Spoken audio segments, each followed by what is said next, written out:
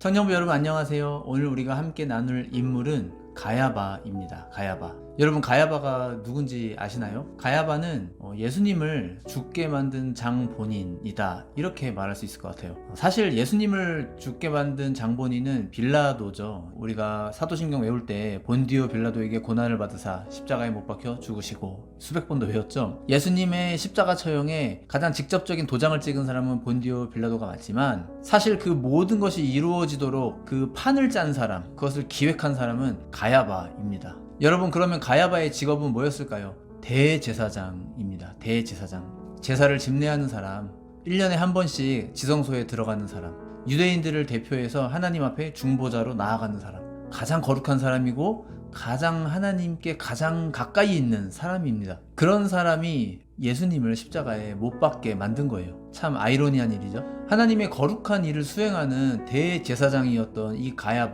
가야바는 도대체 그러면 왜 예수님을 십자가에 못 박게 만드는 그런 일을 하게 된 걸까요? 복음서에 보면은 가야바가 예수님을 죽이기로 작정하게 된 결정적인 사건이 한 개 나옵니다. 죽은 나사로를 살리신 그 사건이에요. 어마어마한 일이죠. 대박 사건 중에도 대박 사건입니다. 이 일로 인해서 엄청나게 많은 유대인이 예수님을 따르게 돼요. 그런데 여러분 한번 생각해 보세요. 수많은 군중들이 따른다, 수많은 군중들이 자꾸 모여든다. 이게 권력자의 시선에서는 이게 반가운 걸까요? 반갑지 않은 걸까요? 반갑지 않은 거겠죠. 왜냐하면 자꾸 군중들이 모이게 된다라는 것은 거기에서 무슨 일이 터지게 될지 모른다는 뜻이기도 해요. 만약에 행여라도 뭔가 저항적인 일, 혁명적인 일, 이런 일로 번지게 된다면 정말 큰일이 되는 것이죠. 만약 그렇게 되면 로마가 나서서 제압을 하게 됩니다. 만약 혁명적인 일이 일어나게 되면 로마가 나서서 제압을 하게 되는데, 자연스럽게 유대의 지도자들을 문책하게 돼요. 그 유대의 지도자들이 누구냐면 바로 사네드린 공회였습니다. 이 사네드린 공회의 의장, 우두머리가 누구냐면 바로 대제사장 가야바입니다.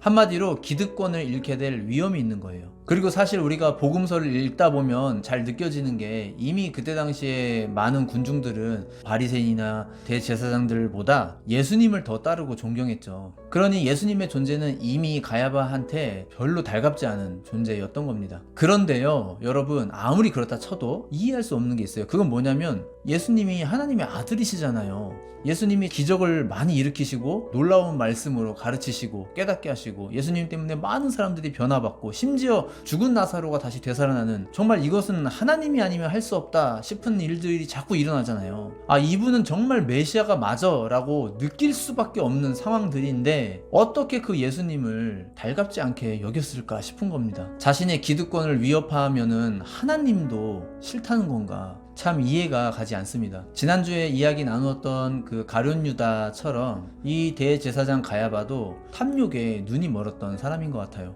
그런데 성경에 보면 가야바가 예수님을 그토록 미워하고 처형시키려고 했던 그 심리가 무엇이었는지를 표현하는 단어가 하나 나옵니다. 그게 어떤 대목이냐면, 이제 대제사장 가야바가 예수님을 체포해서 빌라도 앞으로 데리고 와요. 그리고 빌라도에게 참소를 합니다. 그리고 사형시켜야 된다고 그런 얘기를 해요. 그때 빌라도가 이들이 나에게 이 예수라는 사람을 데리고 온 그 심리가, 아, 쟤네들 이것 때문에 그러는 거야 하고 이렇게 빌라도가 생각하는 그 대목이거든요. 마가복음 15장 10절에 보면은, 이는 그가 대제사장들이 시기로 예수를 넘겨준 줄 알미러라, 이렇게 기록합니다. 그들은 지금 옳은 일을 하기 위해서 이렇게 하고 있는 게 아니라, 그들은 지금 시기심에 의해서 이런 일을 하고 있다는 걸 빌라도가 알았다라는 거예요. 빌라도도 얼마나 정치적인 인물인데 척하면 척하고 눈치가 빠르죠. 척하고 보니까 그들한테서 시기심이 느껴졌다는 거예요. 여러분, 시기심은 정말로 무서운 겁니다. 셰익스피어의 말처럼 녹색 눈에 괴물이 되게 만들어요. 사울 왕이 다윗을 죽이려고 했던 것도 시기심에 의한 것이었잖아요.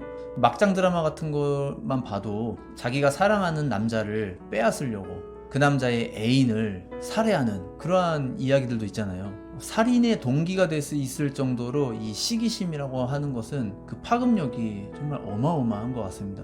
대제사장 가야바, 그는 자신의 기득권 때문에 예수님이 하시는 일이 눈에 보이지 않았고 자기 속에 있는 그 시기심 때문에 예수님이 하나님의 아들이시다라는 것도 보이지가 않았어요. 그는 그렇게 암흑의 길로 걸어갔습니다. 여러분, 이 사순절 기간 동안 내 자아를 죽이고 우리가 예수님을 바라봤으면 좋겠어요. 예수님이 나를 고치시려고 하시는 일이 느껴진다면 거기에 한번 순종해 봅시다. 내 마음을 어렵게 하는 일이 된다 해도 그것을 통해서 반드시 유익이 있을 겁니다. 청년을 위한 5분 메시지 여기서 마치도록 하겠습니다. 감사합니다.